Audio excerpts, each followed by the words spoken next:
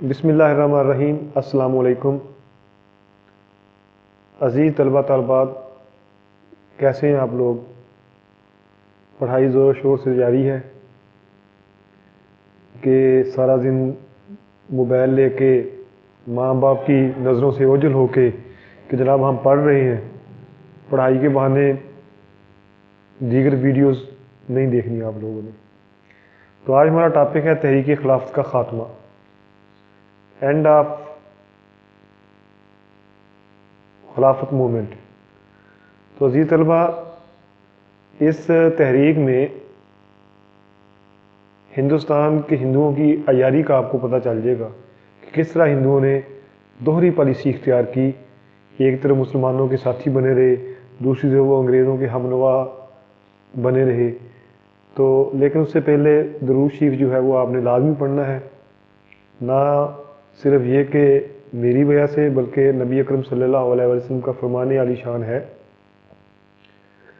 کہ جو ایک بار درود شریف پڑھتا ہے اس کے اوپر 10 درجات بلند کر دی جاتے ہیں، 10 نیکیاں اس کو ملتی ہیں، 10 اس کے گناہ معاف کر دی جاتے ہیں۔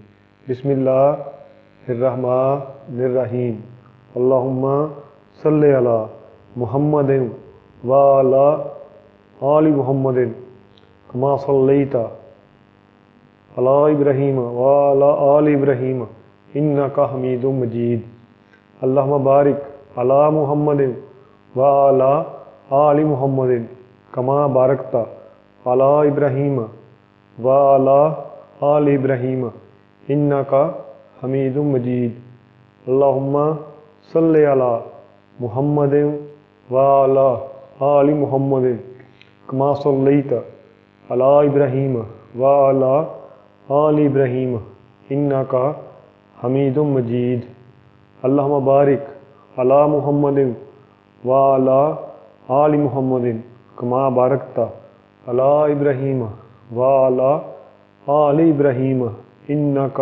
حمید مجید۔ تو اس میں سب سے پہلے تحریک خلافت کا جو خاتمہ ہوا ہے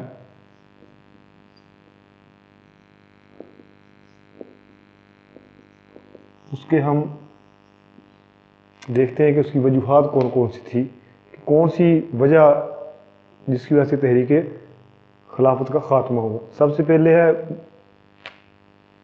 موومنٹ آف موپلا۔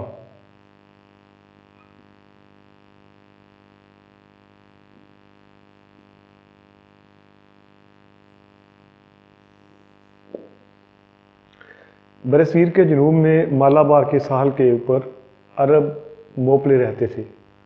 انہوں نے اپنی طاقت کے زور پر انگریز حکومت کے خلاف اعلان جنگ کیا اور اپنی خلافت کا اعلان کر دیا۔ تو برطانوی حکومت نے موپلوں کو سختی سے کچلا، تقریباً 800 موپلے اس میں شہید ہو گئے، تقریباً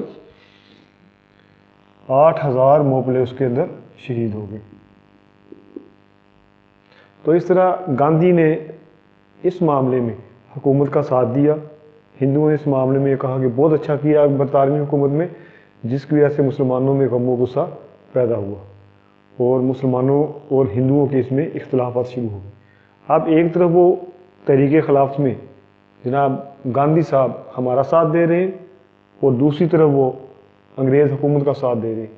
تو مسلمانوں نے کہا کہ یہ دوہرا معیار جو ہے ہمیں قبول نہیں ہے۔ دوسری بات یہ ہے کہ ایک سانحہ انسیڈنٹ آف چورا چوری، یہ انسیڈنٹ آف چورا چوری،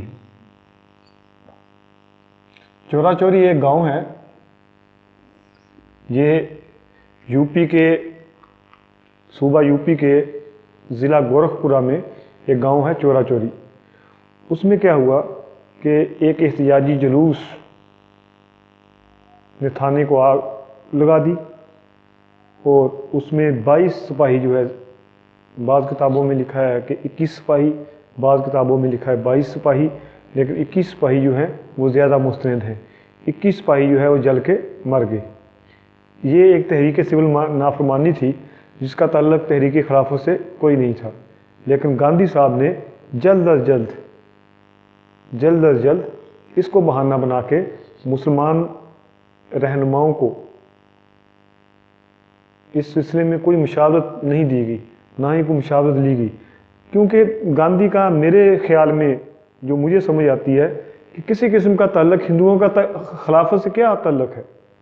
مسلمان بھی عجیب تھے، ان کو ساتھ لے کے چل پڑے کہ جب بھائی آپ اکٹھے کھا نہیں سکتے، اکٹھے پی نہیں سکتے، اکٹھے شادی بیاہ کی رسمیں نہیں ہو سکتی، تو تحریک میں گاندھی کو کیوں گھسیٹ لیا؟ اسے کہتے بھائی ٹھیک ہے آپ اپنا کام کریں، ہمیں کوئی ضرورت نہیں ہے۔ تو اس طرح گاندھی نے اس چورا چوری کے انسیڈنٹ کو، اب یہ اس کی ڈیٹیں آپ دیکھ لیں، کیونکہ گورنمنٹ کی جو نئی پالیسی ہے اس میں بعض افواہیں یہ بھی ہیں کہ جی ہم MCQs کا 100 نمبر کا پیپر لیں گے یا 50 نمبر کا، تو اس میں اس کی ڈیٹ ہے 5 فروری 1922، ضلع گورکھپورہ،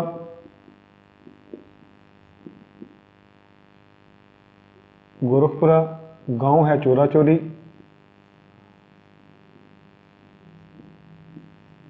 سپاہی جو جل کے مرے وہ 21 ہیں۔ یہاں پہ موپلے، یہ جنوب کا ساحل جو ہے اس کا نام ہے مالابار ساحل۔ تو اس طرح 21 سپاہی اس میں جل کے مر گئے۔ یہ 2 پوائنٹ آپ کو کلیئر ہو گئے۔ اس کے بعد نیکسٹ ہے عزیز طلبہ،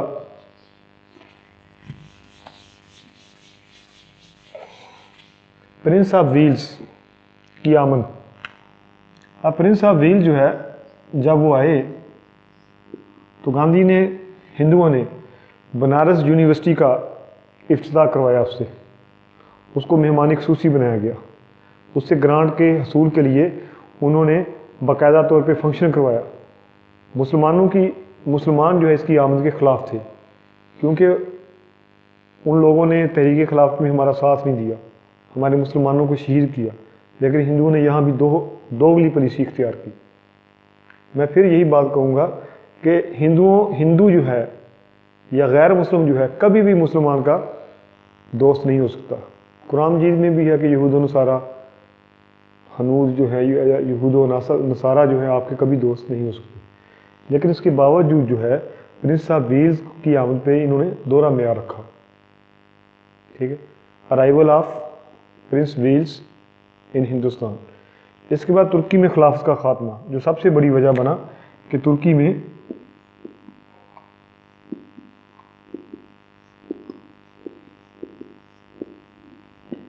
خلافت ختم ہو چکی تھی۔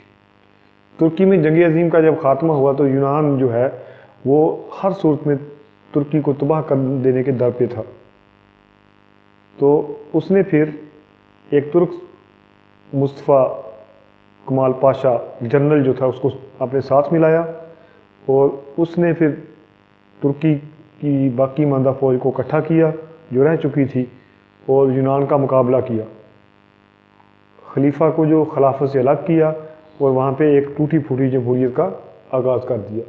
تو اس طرح جب ترکی میں خلافت کا خاتمہ ہو گیا تو اس صورتحال میں کیا ہوا جی، برصغیر میں بھی جو تحریک خلافت تھی اس کا بھی خاتمہ ہو گیا۔ اس کے بعد ہے معاہدہ الوازن۔ اتحادی جو تھے، اتحادی میں نے کل بھی آپ کو بتایا تھا، اتحادی کوئی نئے نہیں تھے، اتحادی وہی ہیں جو آج پوری دنیا پہ حکومت کر رہے ہیں۔ اگر اس وقت ترکی نہ ختم ہوتا تو آج پوری دنیا پہ مسلمانوں کی حکومت ہوتی۔ ایک معاہدہ الوازن طے کیا گیا جس میں مشرق وسطیٰ، شمالی افریقہ کے علاقوں پر ترکی کا کنٹرول ختم ہو گیا، اور حجاز مقدسہ جو ہے وہ کس کو دے دیے گئے، وہ شریف مکہ۔ یہ ایک لمبی کہانی ہے عزیز طلبہ، اگر میں اس کے اوپر کچھ بولوں تو بہت سے لوگ ایسے ہوں گے وہ سمجھیں گے کہ ہم جھوٹ بول رہے ہیں۔ یہ بہت سی کتابیں ہیں، لائبریری میں آپ کنسلٹ کریں تو آپ کو یہ پتہ چل جائے گا کہ تحریک خلافت میں کون غدار تھا، کن لوگوں نے انگریز کا ساتھ دیا، کن لوگوں نے جو ہے وہ اس وقت بھی مسلمانوں کا ساتھ نہیں دیا، اور بہت سے ایسے لوگ جن لوگوں نے اسلام کا لبادہ اوڑھ کے مسلمانوں کو نقصان پہنچایا۔ تو اس طرح عزیز طلبہ یہ 5 پوائنٹ ہیں، ان 5 پوائنٹ کو آپ نے یاد کرنا ہے۔ تو پروفیسر رؤف رشید وینس کو اجازت دیجیے، اللہ حافظ۔ نیکسٹ لیکچر ہمارا ہوگا تحریک خلافت کے اثرات۔